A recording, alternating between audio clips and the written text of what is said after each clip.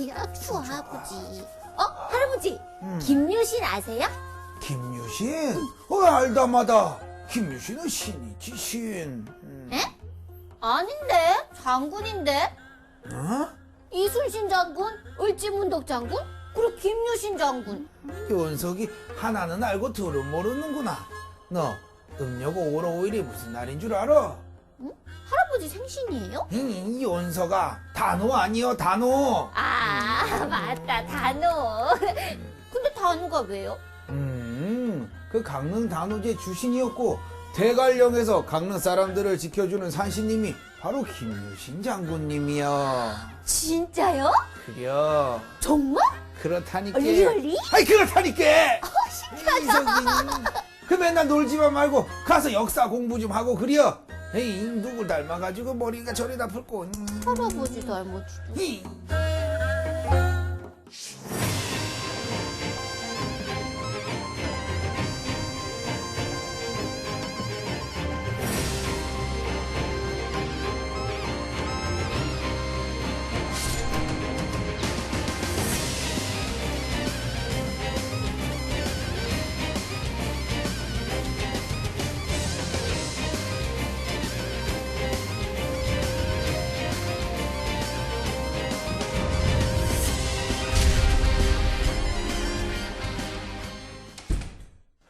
시간여행 강원, 오늘은 대관령에서 강릉을 지키는 수호신이 되신 분입니다.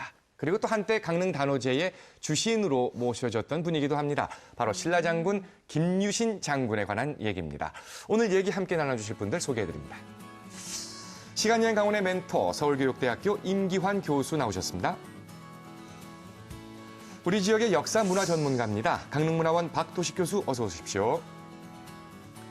우리 시간여행 강원의 선덕 여왕 같은 논객이십니다. 호주 출신 한국인 최다미 강사님 어서 오세요. 그리고 시간여행 강원의 미실 같은 존재 김서영 아나운서 함께합니다. 선덕 여왕과 미실.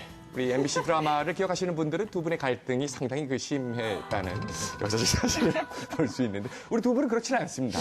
네. 여기서 얘기 다 해도 되나요? 아니 그럼요. 언니 동생처럼 이렇게. 그래요? 미실이 더 나이가 많았는데.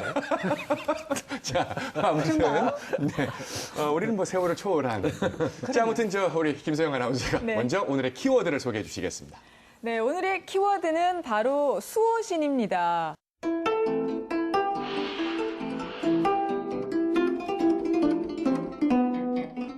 제가 얼마 전에 이 수호신을 하나 돈을 주고 구입을 했어요. 그래요? 예, 네. 제가 지금 여기 보이시나요?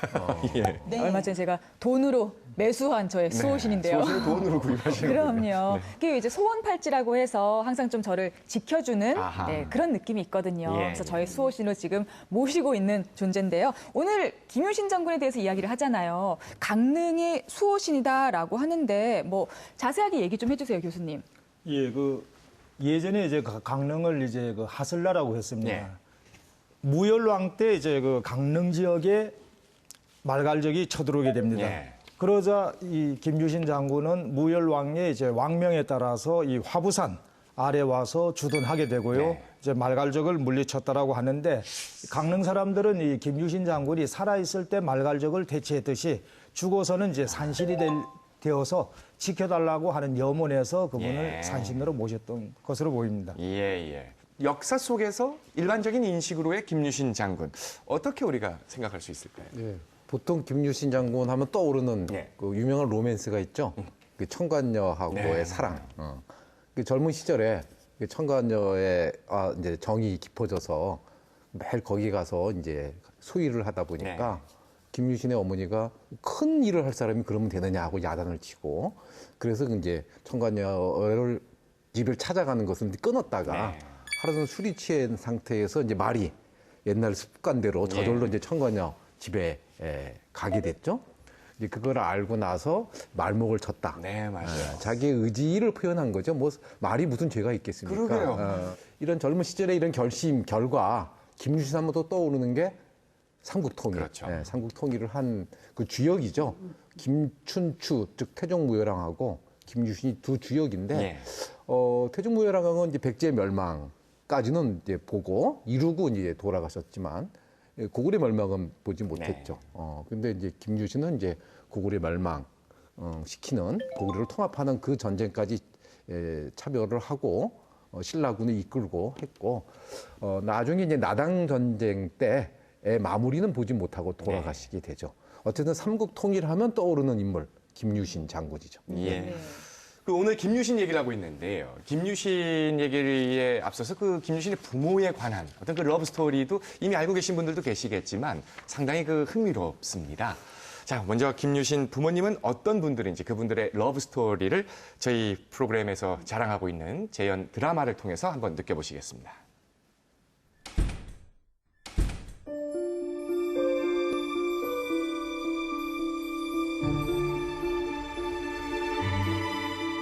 열일곱 살의 아리따운 만명은 팔관호에 참석하기 위해 황룡사를 찾았다. 큰아버지인 진흥왕을 비롯해 신라의 성골들이 법회에 참석하는 자리. 뒤를 이어 누군가 들어오고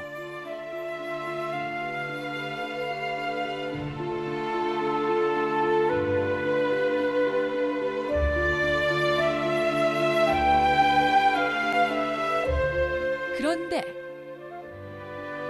자꾸만 느껴지는 시선에 뒤를 돌아보는 만명. 누구시지? 왠지 슬퍼 보이는 얼굴의 청년이 궁금해지는데 있지.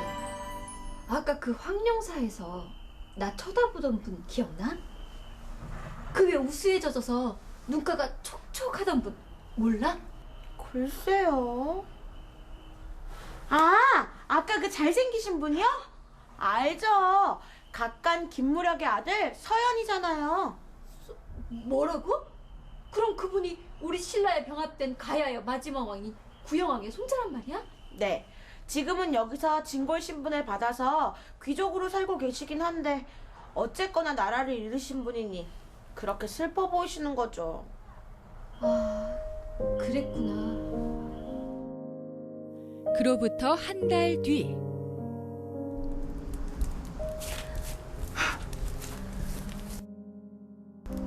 그대의 편지를 받고 믿기지가 않았소. 이 나라 최고의 고귀한 분께서 날 만나자고 하다니요. 허나 그대는 내가 넘을 수 없는 신분. 아니에요. 공자를 본 순간 처음부터 이끌렸어요. 그리고 공주의 아픔도 제게 전해졌죠. 지난 한 달간 오직 공자만 떠올렸답니다. 공주.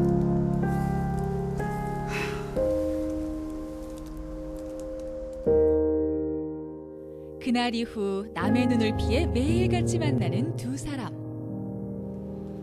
하지만 석 달쯤 지나 부모에게 들키고 말았으니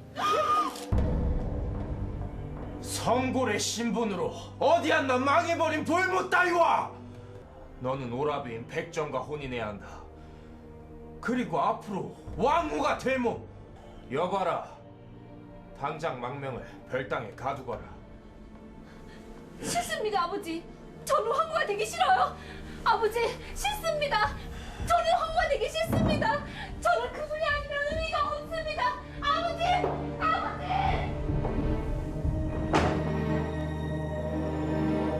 이뿐만이 아니었다. 만명의 아버지인 수클공은 서현을 저 먼 변방인 만노군, 지금의 충북 진천의 태수로 쫓아버렸던 것.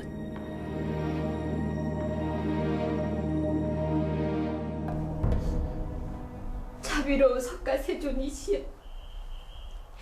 저희 사랑을 버리지 말아 주옵소서. 부디 이승에서 사랑을 꽃피게 해 주옵소서. 간절한 기도가 응답을 받은 걸까? 마른 하늘에 천둥번개가 치더니 잠겨있던 별당의 문이 저절로 열리는 것이 아닌가? 무작정 정인을 찾아 나선 만명. 그대를 못 본 한 달이 천년 같았습니다. 이제 다시는 헤어지지 맙시다. 네, 전 이제 공주란 신분도 버리고 변방 관리 안하고로 밥하고 빨래하며 그렇게 살 것입니다.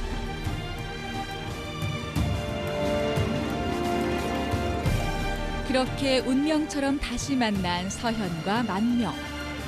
그 이듬해 가을 첫 아들이 태어났으니 그가 바로 김유신이었다.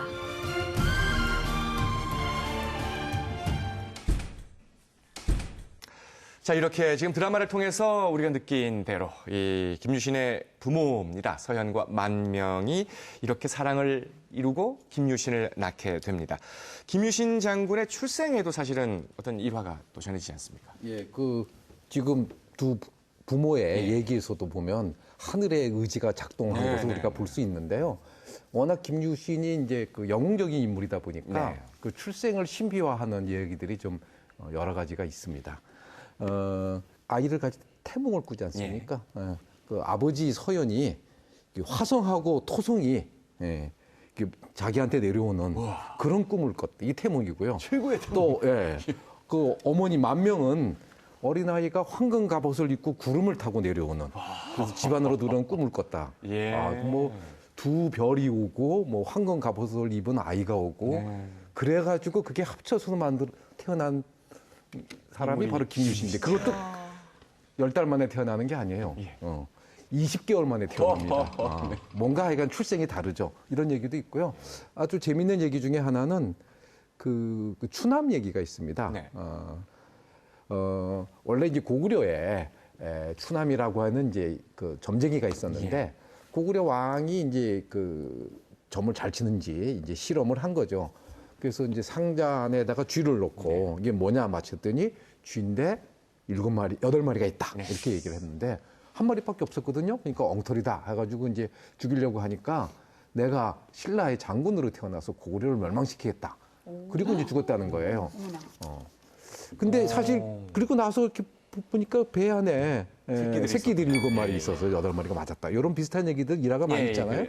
고구려 입장에서는 경계해야 될 임무로 보고 있다. 이런 것들이 좀 겹쳐진 얘기가 아닌가 싶습니다.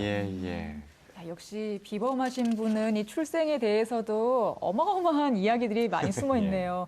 그런데 그 첩자 백석이 김유신 장군을 이렇게 유인하려다가 잡힌다고 하던데 맞나요?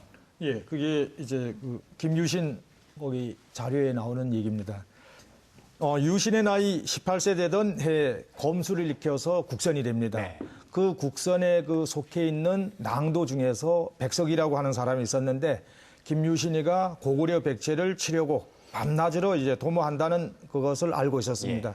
그 백석이 이제 그것을 알고 내가 이제 고구려 가는데 인도하겠다라고 해서 김유신을 데리고 고구려로 갑니다. 그런데 골화천이라고 하는 곳에 이르렀을 때 3명의 이제 낭자가 이제 나타나는데 그 낭자가 이제 나림, 혈례, 골화라고 하는 3명의 이제 호국신이죠. 그분들이 뭐라고 얘기하는가 하면은 공을 유인해 가는데도 이제 공은 그것을 모르고 있다. 그래서 이 김유신이 이제 그것을 이제 경주로 돌아와서 백석을 이제 처단하고 온갖 음식을 갖춰서 삼신에게 이제 제사를 지냈다. 이런 얘기가 나오고 있습니다. 이게 지금 얘기만 듣는데도 솔깃솔깃하게 귀가 기울여지네요. 하늘이 내리고. 그러니까 말입니다. 그다음에 산신이 돌고. 지켜주고. 이 삼국통일 하면 빼놓을 수 없는 인물이 바로 또 김유신 장군입니다. 역사 속에 김유신 장군의 활약이 이렇게 드러나는 건 어느 전투부터일까요? 그 처음에 이제 전쟁에 참여하는 기록은 629년 진평강 51년인데요. 그때 이제 고구려가 지키고 있던 낭비성을 이제 신라군이 공격을 합니다. 낭비성은 지금 청주시에 있는 상당산성으로 이제 비정을 하고 있는데요.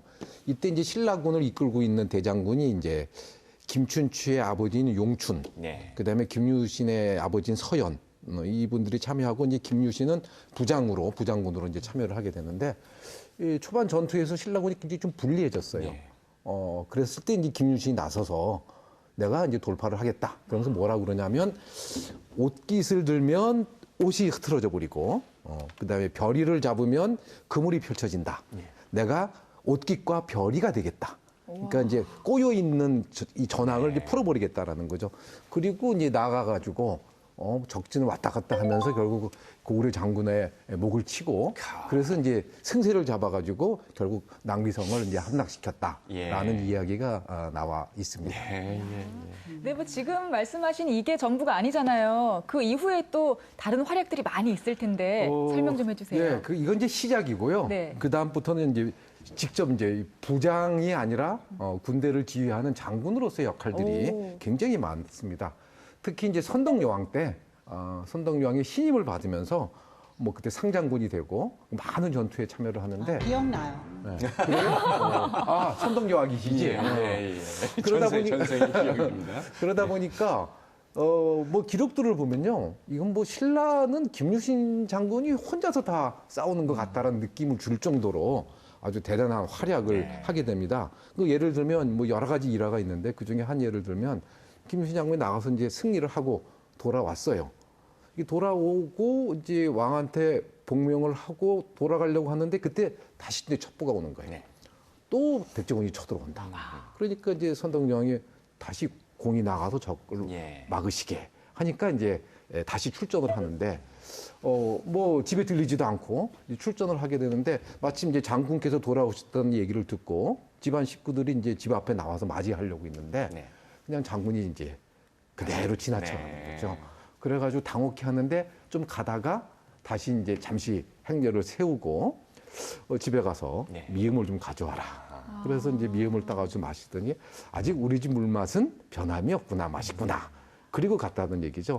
그러니까 다시 전쟁 끝나고 돌아왔던 이 부하들, 군사들이 장군도 저 정도인데 우리가 어찌 할 것인가. 장군을 따라서 용감하게 싸우자. 그리고 나갔다는 이런 일화가 있듯이 뭐 곳곳에서 수많은 이제 그 무용을 일으키고요. 아주 중요한 결정적인 그런 승리 중에 하나는 이제 외부에서 문제만이 아니라 그 선덕왕 말년에 비담의 반란이 일어납니다. 그 MBC 드라마에서도 그 비담이 굉장히 중요한 주인공으로 등장하지 않습니까? 그때 이제 비담이 그 명할산성에 근거지를 하고 있고 이제 선덕여왕하고 김유신은 이제 월성을 근거지로 해서 대치를 하고 있는 이런 상황인데 이때 이제 꾀를 써가지고 어떤 꾀냐면 이제 그 별똥벌이 월성에 떨어져요. 별똥벌이 월성에 떨어지면 이제 거기에서 이제 안 좋은 일이 생긴다고 그래가지고 비단 군대가 크게 이제 기세등등해지고 그리고 이제 김유신 군대는 이제 풀이 죽어 있고 근데 밤에 연에다가 불을 붙여가지고 하늘로 올립니다. 그래가지고 떨어졌던 별똥벌이 다시 하늘로 올라갔다. 그래서 이제 반대로 전세가 역전이 돼가지고 비담군을 물리쳤다는 건데 결국 이런 비담의 반란을 제압함으로써 나중에 김춘추가 왕에 오를 수 있는 그런 중요한 역할을 하게 되죠. 결국 나중에 백제를 이제 공격하고 무너뜨리는데 아주 큰 역할을 하게 됩니다. 그 당시 고대 정도의 시기에 유럽 쪽이나 이쪽에도 유명한 장군들이 있었겠죠? 당연히 있었죠. 롤러라는 장군 아세요 혹시? 모르겠는데요. 롤러는 바이킹 장군이었어요. 그러니까 바이킹들 아시겠지만 북유럽을 다 먹어버린 다음에 그 노먼 쪽이 됐거든요. 노먼 쪽은 그 북쪽에서 온 사람들이라는 뜻이에요. 노먼은. 그리고 영국 먹었죠. 그 사람들이 중동까지 먹어버렸어요. 이탈리아도 먹어버렸죠. 그 부분적으로. 그래서 그 서양 장군 얘기하면은 제국주의자들이에요. 다 예외 없이. 인류 역사 많이 뒤져봤는데 뭐 저보다 잘 아는 사람 많겠지만은 한국만큼 평화로운 민족은 없어요. 맞아요. 그러니까 어떤 분들은 우리가 약해서 그래요. 우리가 가난해서 그래요. 과연 그럴까요? 그렇지 않습니다. 영국도 가난했어요. 한때는. 기본적인 성향 자체가, 심성 자체가. 그냥 뭐 확실히 알 수 없지만 제 생각에는 국민성 있잖아요. 네, 맞습니다. 우리 문화, 우리 영토, 우리 것을 지키자. 싸웠을 때는 우리 것을 지키기 위해서거나 통일시키기 위해서. 그래서 것 같아요. 뭐 정확하게 지금. 근데 이런 대단하신 우리 장군님께서 정말 어떻게 돌아가시고 또 그 이후에는 어떤 대접을 받으셨는지도 궁금하거든요. 김유신 장군은 79세로 이제 생을 마감하게 됩니다. 그 사후에 흥무대왕에 이제 추봉이 되죠. 살았을 때는 이제 장군이었지만은 이제 돌아가셔서는 왕이 됐고요. 네. 그다음에 강릉을 비롯해서 전국 한 10여 곳에서 신으로 모셔지게 됩니다. 대표적인 데가 충북 진천, 예. 태령사는 김유신의 이제 태를 묻은 곳이라고 해서 태령산. 거기가 중요하고요. 예. 그다음에 강릉의 화부산의 김유신사. 네, 네. 지금은 화부산사라고 부르고 있는데 원래 명칭은 김유신사입니다. 김유신 사당이고요. 예. 그다음에 대관령 산신사는 김유신 장군을 모신 산신당입니다. 통일신라 수도 경주에서 정말 뭐 속칭 잘 나가는 장군이었던 김유신 장군이 강릉에 인연을 맺고 강릉의 수호신 산신이 됩니다. 그 과정을 저희가 드라마를 통해서 준비를 해봤습니다. 한번 보시죠. 15살에 화랑이 된 김유신. 그는 용화 향도라 불리는 자신의 낭도들을 이끌고 보위를 연마하고 가학을 즐기며 산천을 찾아 논일었다. 그가 17살이 되던 해 신라는 고구려와 백제 등 이웃나라의 침략으로 매우 어려운 상황에 처하게 되는데 삼국 통일을 꿈에 안고 학문과 무예를 익힌 지 어느덧 3년째. 아직도 턱없이 부족하구나. 고구려와 백제, 거기에 말갈까지 국경을 침범하다니. 위기에 처한 이 나라를 구하기 위해 우리가 힘을 합쳐야 되지 않을까요? 아직은 부족해. 아무래도 수련이 조금 더 필요할 것 같구나. 수련을요? 지금도 밤낮 없이 하고 계시잖아요. 이대로는 안 돼.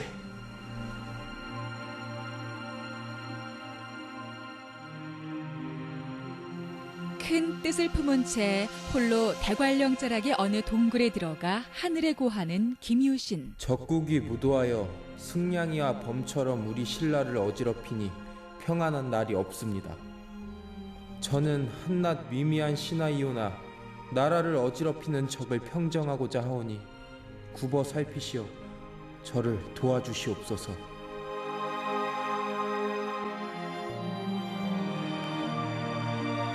동굴에 들어온 지 나흘째 되던 날 이곳은 독충과 맹수들이 많아 위험한 곳인데 어찌 이리 귀하게 생긴 소년이 혼자 있는 겐가? 어르신께서는 어디서 오신 누구십니까? 난 승이라고 하네. 일정하게 머무는 곳이 없이 인연 따라 머물고 가는 그런 사람일세. 저는 신라 사람이옵니다. 나라가 위태로워 마음이 아프고 근심이 생겨 이렇게 이곳까지 오게 됐습니다. 제가 보기에는 보통 분이 아니신 것 같은데 부디 제게 방수를 가르쳐 주십시오. 나라가 걱정돼서 왔다고. 제 꿈은 삼국을 통일하는 것이옵니다. 어찌 이리 어린 나이에 삼국을 병합할 마음을 가지고 있다니. 그 장한 일이 아닌가.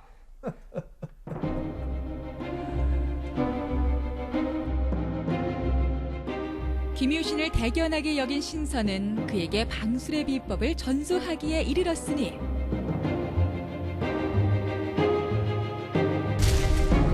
그로부터 1년 뒤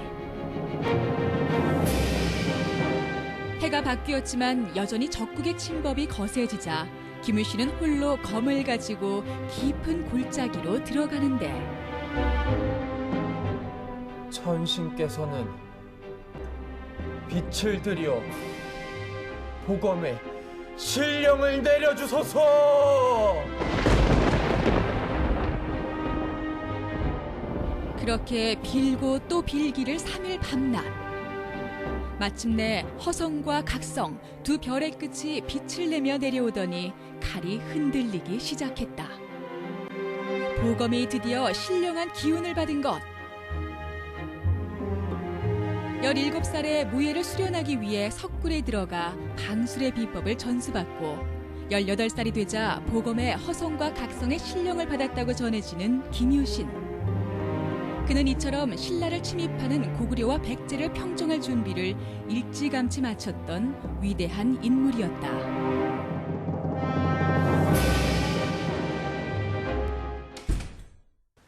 김유신 장군과 강릉의 인연. 전 김유신 장군이 대관령 산신으로 이렇게 된 이후에 김유신과 강릉이 그냥 같은 이렇게 이미지로 어렸을 때부터 느껴졌었거든요. 그러니까 마치 그분이 고향이 강릉이었던 것처럼 왠지 좀 그런 느낌이 좀 들었었어요. 김유신 장군이 강릉을 고향이 아니니까 언젠가 방문을 처음 했을 거 아닙니까? 그건 언제라고 봐야 될까요? 기록상에 보면은 이제 2번이라고 나옵니다. 네. 한 번은 이제 화랑이었을 때. 네.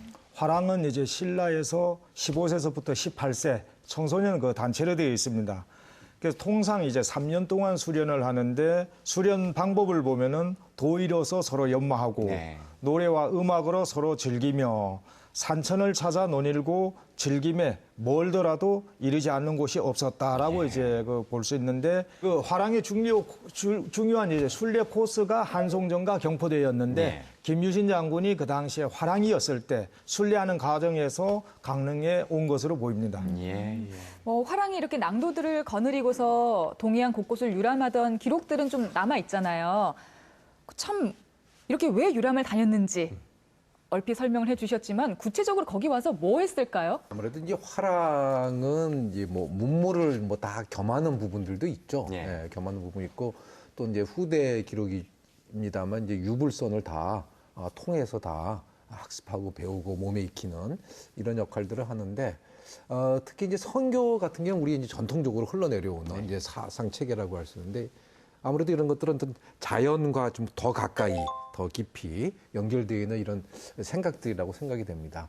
그래서 뭐 불교든 유교든 이런 사상 체계도 공부하고 배울 때 좋은 산수 속에 들어가서 거기서 이제 수련을 하고 배움을 닦고 하듯이 특히 이제 화랑도 마찬가지로 그런 좋은 산수 있는 데 가서 몸과 마음을 정화시키고 그 수련을 하고 이런 것들을 이제 많이 합니다. 그리고 아주 구체적인 예 중에 하나가 그 이제 융천사에 이제 해성가가 만들어지는 그런 이제 일화가 있는데 이때 거열낭던 3명의 화랑이 그 세 낭도들을 거느리고 풍악, 지금 금강산을 가려고 하는데 갑자기 하늘에 보니까 이제 혜성이 떴어요. 그 혜성이 있으면 별난이 있다라는 이런 게 있기 때문에 지금 우리가 풍악을 갈 상황이 아니다. 그래서 이제 가을을 이렇게 그 중지를 시켰는데 그때 융천사가 이제 혜성을 보면서 이제 혜성가를 지으니까 이제 그 왜군이 쳐들어오다가 이제 물러나게 되죠. 그래가지고 다시 이제 왕이 가서 심신을 수련하고 와라라는 이런 얘기를 하는 그런 이제 일화가 전해지고 있습니다. 이런 얘기를 보면 아주 화랑들이 이제 전국을 다니면서 그런 걸 많이 하는데 그런 것 중에 하나는 꼭 뭐 수련만 있는 게 아니라 도초를 다니면서 이런 수련들을 하게 되면 그 지역의 지리도 익히고 그 지역의 이제 땅의 상황이라든가 풍속이라든가 사람들의 삶도 익히게 되는 거죠. 이 화랑들이 나중에 다 신라 사회를 이끌어갈 사람들이니까 그런 곳곳을 다니면서 그런 것도 다 배우고 익히는 이런 것도 아마 동시에 있지 않았을까 생각이 됩니다. 최남희 교수님은 그 유럽사에서 우리 같은 그 화랑이라는 집단과 비슷한 어떤 그런 조직이 있다는 걸 보신 적이 있나요? 그 서양에도 비슷한 그런 모임 많았죠. 사실은 그럼요. 청소년 집단들은 뭐 어디나 다 있는 거죠. 그래서 그리고 이분들이 저기 특점은 자기 수준 아닌 사람들은 못 들어오게 하는 그런 점을 좀 즐기는 것 같아. 근데 이 신라 화랑 같은 경우는 이제 말씀대로 화랑은 이제 높은 귀족들 출신들이 하게 되고 낭도들은 일반 민까지 이제 포함을 합니다. 근데 여기 안에서 물론 이제 신분적 차이가 있고 계급적 차이가 있지만 상당히 화랑 집단 내부의 어떤 공동체적인 관계, 그 긴밀도가 굉장히 높아요. 그리고 이제 화랑 집단마다 승려들을 그 당시 승려라는 게 이제 지식인들이잖아요. 승려들이 이제 훈도를 받아가면서 이제 그 배움의 길을 이제 닦아가고 있기 때문에 일단 화랑에 소속되면 그 안에는 신분적 차별보다는 같은 낭도로서의 화랑의 그 집단으로서의 어떤 공동의식, 귀속의식들이 굉장히 강하게 되고 그런 것들이 이제 신라 사회를 이끄는 원천이 됐던 거죠. 제가 궁금한 그 드라마 속에 보면요, 그 무슨 경연이라 그래서 대회처럼 그 예를 들어 용화향도다.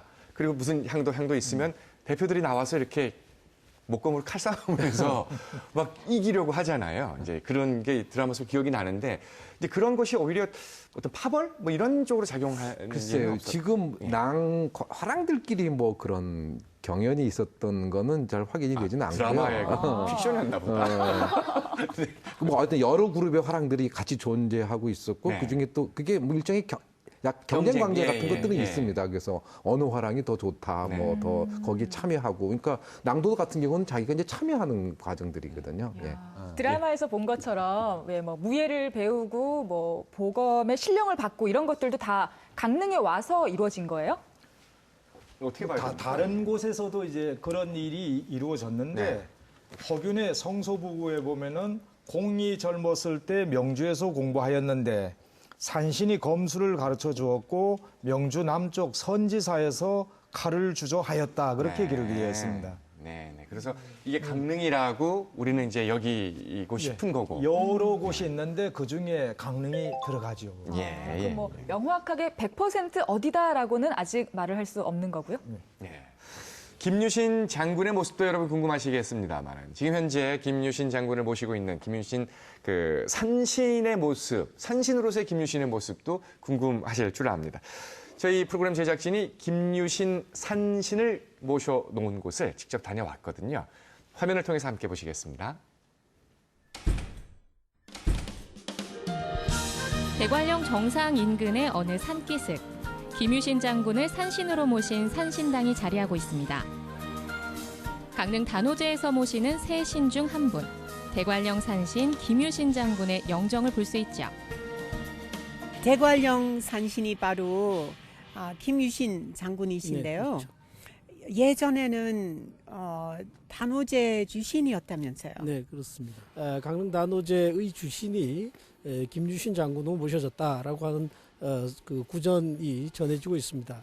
이것은 아마도 우리가 김유신 장군이 신라의 입장에서 김유신 사후에 김유신을 천신으로 모셨고 이것이 한 지방에서 모셔졌던 그런 그 작은 규모가 아니고 국가적 차원에서 김유신을 천신으로 추앙했던 것이고 그것이 우리 강릉 지역에서는 오랜 동안 강릉 단오제의 주신 아마도 천신의 의미로 그 주신으로 모셔졌던 것으로 여겨집니다. 강릉 단오제가 시작되는 음력 4월 15일. 해마다 이때가 되면 국사 성황당과 대관령 산신당에선 제를 올리는데요. 조선 전기까지만 해도 영동 지역을 수호하는 가장 중요한 신이 바로 대관령 산신 김유신 장군이었다고 해요. 그러니까 강릉 단오제는 주민들이 수호신인 김유신 장군을 모셔다가 한바탕 어울리는 축제였던 거죠. 그 주신이 김유신 장군에서 언제 범일국사로 바꿨나요? 예, 역시 기록이 정확치는 않지만 어떤 지배 구조 또는 역학 구도가 바뀌면서 주신이 성황신으로 바뀌는 것 같습니다. 그래서 그 성황신이 이른바 이제 범일국사가 성황신이 되고 이제 단오제의 주신으로 바뀌겠죠. 근데 이게 정확한 시점을 아직 뭐 기록상에 확인할 수 없어서 정확하게 몇 년이다 이렇게는 얘기는 할 수 없지만 대략 한 18세기경이 아닐까 이렇게 추정해 볼 수가 있습니다. 김유신 장군을 모시는 또 다른 사당 화부산사입니다. 삼국시대 말 신라의 북쪽 변방이었던 강릉은 말갈족의 잦은 침입에 시달리고 있었는데요. 김유신 장군이 군사를 이끌고 출정해 화부산 아래 주둔하며 백성을 지켰습니다. 이후 말갈의 침입을 막아준 장군의 은혜에 보답하기 위해 사당을 짓고 비석도 세운 거죠. 1910년 건립된 이 비석엔 자세한 내용이 기록돼 있습니다. 신라의 제1장수가 왜 강릉에 와서 말갈의 침입을 막으려고 했죠? 김주신 장군은 당시 신라에선 최고의 장수입니다. 신라로서는 그만큼 이 강원 영동 지방, 즉 북쪽에서 내려오는 이민족의 침입을 효율적으로 막아야지만 백제와 고구려를 방어하는 데 효과를 낼 수 있었을 거라고 보여집니다. 이곳의 백성들은 말갈의 침입을 막아준 장군의 은혜를 잊을 수 없었나 봅니다. 통일신라와 고려, 조선시대를 거쳐 지금까지도 그 은혜를 기리기 위한 제를 올리고 있습니다.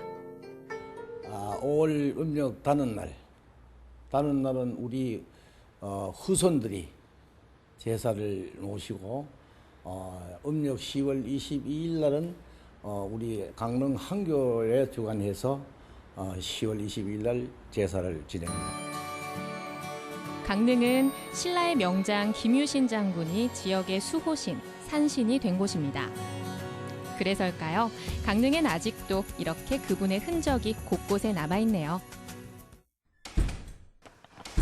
강릉의 김유신사, 그러니까 우리가 지금 화부산사라고 이제 요즘은 부르는 이게 언제 만들어진 거라고 봐야 됩니까? 기록상에는 고려 말 때 처음 나타납니다. 고려 말이요? 예, 고려 말 문인학자 중에서 정추라고 하는 분이 있거든요. 네. 1364년 한 해 동안에 영동지방을 이제 순례를 하게 됩니다. 네. 공무집행을 하기 위해서 그때 그분이 시를 남겼는데 그 시 제목이 강릉 동루에서 달을 마주하여 느낀 바 있어라는 네. 시를 지었는데 그 시 말미에 세 주로 뭐라고 달아놨는가 하면은 강릉에 김유신 사가 있다 이렇게 기록이 되어 있습니다. 그러면 공민왕 때니까 강릉에 네, 고려시대 때 네. 분명히 김유신 사당이 있다는 것을 알 수 있지 않습니까? 네. 그러나 이것이 과연 고려시대 때 처음 세워졌는가? 다른 지역의 예를 보면은 세종실록 지리지 충청도 진천 쪽에 보면은 뭐라고 나오는가 하면은 김유신의 태를 현의 남쪽 시보리에 묻었는데 화하여 신이 되었으므로 태령산이라고 했다. 신라 때부터 김유신의 사후를 이곳에 두고 나라에서 봄, 가을에 향을 내리어 제사를 지냈으며 고려에서도 그대로 따라 행하였다. 예. 그것을 보아서 강릉도 고려시대 때 기록에 처음 나오지만은 통일신라 때부터 제사를 드린 것이 아니겠는가 그렇게 생각해 볼 수도 있습니다. 근데 지금 우리가 본 그 김유신사, 화부산사가 예. 지금 그곳에 처음부터 있었던 건 아니죠? 거기에 있었던 게 아니고 강릉 옆자리에 있었습니다. 지금 현재 강릉 옆자리에 예. 있던 것이 예. 1963년도에 강릉역이 들어오면서 예. 그리로 옮겼죠. 예. 그 명칭도 고려시대 때, 고려시대, 조선시대 때 보면은 김유신사라고 나오는데 네. 일제시대 때 와서 화부산사로 바뀌게 됩니다. 일제강점기에 예. 화부산사로 이름이 바뀌게 된 거다. 명칭을 이제 정식 명칭은 김유신사. 김유신사입니다. 그럼 지금도 우리가 명칭에 대한 이야기를 한번 공론화할 필요가 있을 것 같네요. 그러게요. 다시 바꿀 계획은 없는 거예요? 그걸 이제 그 시청구에서도 관계되는 서류를 올리면은 고쳐준다라고 합니다. 아, 그래요? 예. 그러면 우리 이거 시작할 때 얘기해 주셨잖아요. 군사를 이끌고서 화부산 아래에 주둔하며 말가를 쫓아냈다. 그 얘기도 좀 해주세요. 그거는 강릉의 동호승남이라고 하는 일제시대 때 그 편찬된 강릉의 인문지리서입니다. 후대의 기록이지만은 삼국사기라든가 삼국유사, 동국여지승남 그런 데는 안 나오고 강릉에만 나오는 기록입니다. 네. 근데 말갈은 발해보다도 북쪽으로 우리가 알고 있지 않습니까? 그러면 그네들이 쭉 내려와서 강릉까지 실제로 공격을 해왔던 게 사실일까요? 그 삼국사기에 보면 이 말갈이라는 존재가 우리가 통상 저 만주에 있는 말갈하고 다른 말갈의 존재가 나옵니다. 초기 기록에. 그러니까 초기에 이제 한강 유역에는 백제를 공격하기도 하고요, 신라를 공격하기도 합니다. 이게 이제 고구려 북쪽에 있어야 될 말갈이 여기 출몰하기는 어렵지 않습니까? 그래서 그때 삼국사기 초기에 보이는 말갈은 지금의 이제 동해라고 하는 거 있죠. 얘를 이제 말갈이라고 불렀다. 그러니까 말갈은 이제 비칭. 상대방을 좀 깔보는 호칭이다. 이렇게 이제 생각하고 그래서 말갈을 불렀다고 생각을 하고 있는데요. 그게 이제 초기 기록이고 김유신 장군은 이제 삼국 말기이기 때문에 그때도 이제 얘를 말갈로 칭했을지는 확실치는 않습니다만 당시 고구려 말기에서는 말갈들을 이 군사력으로 동원을 합니다. 실제 영양왕이 요소를 칠 때에도 1만 말갈 군대를 끌고 나가서 싸우고요. 나중에 이제 당태종이 쳐들어올 때도 말갈 군대가 대거 동원이 돼가지고 당나라 군대하고 싸우기도 해요. 특히 이제 이 김유신 장군 때에 이제 그 말갈이 강릉까지 내려왔다고 보기는 어렵지만 이런 이제 말갈의 세력들이 일시 이제 신라에 대한 공세를 취한 말갈이 있었다고 한다면 아마 그 백산 말갈이라고 지금의 이제 연변 지역 있잖아요. 거기 있었던 말갈이 이제 백산 말갈입니다. 이 백산 말갈은 동해안 루트, 동해안 교통로를 따라서 쭉 내려오면 바로 이제 강릉까지 쭉 예. 내려올 수 있기 때문에 이제 그런 지역의 말과 관련된 이야기는 아마 대상이 백산말갈일 수도 있다. 예. 동해라고 하는 그런 예족일 수도 있고 백산말갈일 수 있다. 이렇게 추정해 볼 수가 있습니다. 예, 예. 그 김유신 장군이 강릉과 뗄래야 뗄 수 없는 인연이기도 하지만 또 강릉 중에서도 강릉 단오제와도 이건 뗄래야 뗄 수 없습니다. 강릉 단오제에 모시는 주신이 이제 국사 성황신과 또 대관령 산신, 바로 김유신 장군, 그리고 또 이제 국사 여성황신이 있고요. 이렇게 세 신을 단오제 때 모시게 되는데, 근데 이제 김유신 산신이 대성황사에 합사되는 기록도 이제 역사에 나오잖아요. 예, 나옵니다. 예, 예. 두루두루 좀 이 강릉 단오제와 얽힌 이야기들을 함께 좀 해주셔야 될 것 같습니다. 우리가 그 성황신 얘기를 네. 하면은 대체로 이제 오늘날 그 강릉 단오제 대관령에서 모셔오는 거 그 얘기만 하지 않습니까? 네. 조선시대 때는 이제 읍치성황이라는 게 있습니다. 네. 읍치성황은 지금 강릉 그 관아 근방에 있었거든요. 거기에는 이제 고려시대 때는 불교 사회였는데 조선시대 때 와서 유교 사회가 되면서 유교적인 예제 네. 거기에 따라서 이제 지방에 있는 성황도 이제 성황신도 이제 거기에 따라서 제사를 지내게 됩니다. 네. 그 대성황사에 그 처음 모셔진 것은 강릉부 성황지신이라고 해서 위패를 모십니다. 예. 고려시대 때는 어떤 이제 그 조각을 해서 나무로 깎아서 아니면 흙으로 빚어서 이렇게 모셨는데 조선시대가 되면은 위패를 모시거든요. 예. 처음에는 강릉부 성황지신 그거 위패 하나만 모셨고 그 다음에 신증동국 여지성남 중종 때 편찬됐는데 거기에 보면은 김유신사를 거기에 합사했다 그렇게 나옵니다.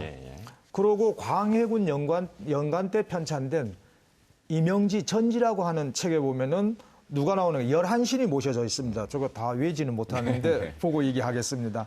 거기에 보면 성황지신, 송악지신, 태백대천왕신, 그 다음에 강문개성 부인지신, 그 다음에 이사부 장군신, 예. 김유신 장군 있는데 거기에 11분이 모셔졌는데 누가 빠져 있는가 하면 범일국사가 빠져 있습니다. 네, 네. 그 범일국사가 빠져 있는 것은 이제 범일국사가 대성황사에 모셔졌다. 그것을 처음으로 얘기한 사람은 일제시대 때 아키바라고 하는 일본 학자입니다. 그러면 우리가 조선 후기 때 와서 범일국사가 대성황사에 모셔지는데 강릉 단오제 주신도 보면은 성서부구에 보면은 1603년 허균이가 대관령 가서 직접 단오제 지내는 것을 봅니다. 예. 그 단오 주관하는 수리에게 물어봤더니까 여기에 모시는 사람이 누군가 물었더니 신라장군 김유신 장군이다 그렇게 얘기를 하거든요. 그런데 조선 후기 때 나와 있는 자료에 보면은 이것이 국사로 바뀝니다. 네. 그 국사가 누군가 하면은 바로 범일국사라고 네. 볼 수가 있죠. 조선 후기 때 와서 이 강릉 단오제 주신이 김유신에서 범일로 바뀌는 거, 그 다음에 대성황사에 그 범일이 포함되는 거, 예. 이제 그 후기 때 와서 변화라고 볼 수가 있습니다. 예, 예.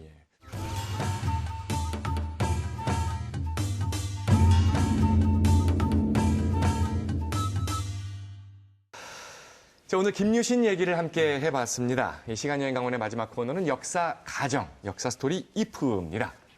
오늘 역사 스토리 이프는 바로 이 김유신이 강릉을 지키는 이 수호신으로서의 역할, 오늘 얘기 많이 했습니다만은 조금 확장시켜서 가정을 한번 해보겠습니다. 강원도를 지키는 수호신을 우리가 한번 지정해 모셔오는 겁니다. 동서고금을 막론하고 모셔와도 돼요. 누구든 좋습니다. 우리 강원도를 지키는 수호신을 한 분을 내가 모셔온다, 지정을 한다. 그러면 누구를, 역사 인물 중에 누구를 모셔오겠는가? 먼저 박도식 교수께서는. 네. 예, 저는 훌륭한 기상학자를 신으로 모시고 싶습니다. 동서양 막론하고 예. 최고의 기상학자였던 분을. 요즘에 그 참 일기예보 맞추기 힘들지 않습니까? 힘들죠. 기상청 관계자분들이 보시면. 아니 그 게릴라성 폭우 그런 게 네네. 많이 내리지 않습니까? 네. 그래서 예측하기가 상당히 힘든데 그 아주 그 훌륭한 그 기상학자를 모시면은 예. 그런 것에 이제 잘 대처할 수 있지 않을까 그런 생각이 듭니다. 미리미리 자연재해를 예방할 수 있도록. 네. 어떻게 갑자기 내리는 게릴라성 폭우도 바로바로 이렇게 탁 알려주는. 역시 애민 정신이 강하신 우리 박도식 교수님의 선택이셨습니다. 자, 김소영 아나운서는 어떤 답을 하시겠습니까? 네, 저는 신사임당 같은 분을 모시면 어떨까 싶어요. 우리 신사임당? 강원도를 수호하는 분으로. 예, 예. 왜냐하면은 요즘 뭐 저출산 문제도 있죠. 자연도 좋아하셨고. 아, 그럼요. 아름다운 자연 좋아하셨고요. 또 좀 현대 사회가 많이 삭막하다 그런 얘기 하잖아요. 이런 것들을 이 어머니의 이 따뜻한 마음으로 우리 강원도를 좀 품어주시고 예. 그리고 본인 같은 훌륭한 인재들 또 율곡이 같은 훌륭한 인재들을 우리 강원도에서 그냥 아주 무럭무럭 잘할 수 있도록 자연의 수호해 모친. 주실 것 같아요. 그래서 네. 신사임당을 강원도의 수호신으로. 네, 신사임당. 그래서 강원도민들한테 자신의 초상화가 그려져 있는 5만 원짜리 팍 주고. 최고네요. 자, 이제 김기환 교수님의 답이 남았습니다. 예, 저는 그 예. 신으로 모시는 그런 이제 산신이 아니라요. 그 하백 아시죠? 예. 예. 그 주몽의 어머니 유아의 아버지, 그 주몽의 외할아버지죠, 외할아버지 하백. 네. 하백이 이제 강의 신이지 않습니까? 이 강원도는 정말 명산이 많아요. 네. 그다음에 앞에 쫙 펼쳐져 있는 멋진 동해 바다도 있는데 아쉬운 거라면 좀 강이 아쉬운 것 같습니다. 예, 강이 좀 아쉽고 뭐 지형상 어쩔 수 없죠. 특히 이제 영서는 괜찮은데 영동은 강이 있을 수 없는 지형이. 그 남한강, 북한강이 있으니까 영동 쪽이 좀 약하죠. 그게. 천만 근데 있죠, 천만. 사실 강이라고 하는 건 이게 물줄기는 강을 따라 사람이 얽히고 설키고 사는 곳이거든요. 그래서 이게 이 영동 지역에 이 하백신이 강의 신이니까 큰 강을 이렇게 있는 강을 다 모아서 큰 강을 만들어 가지고 그래가지고 이제 영동 지역에 멋진 그런 환경을 만들어내면 좋지 않을까. 그래서 이제 하백을 수호신으로 모셨으면 강원도의 좋겠다. 수호신으로.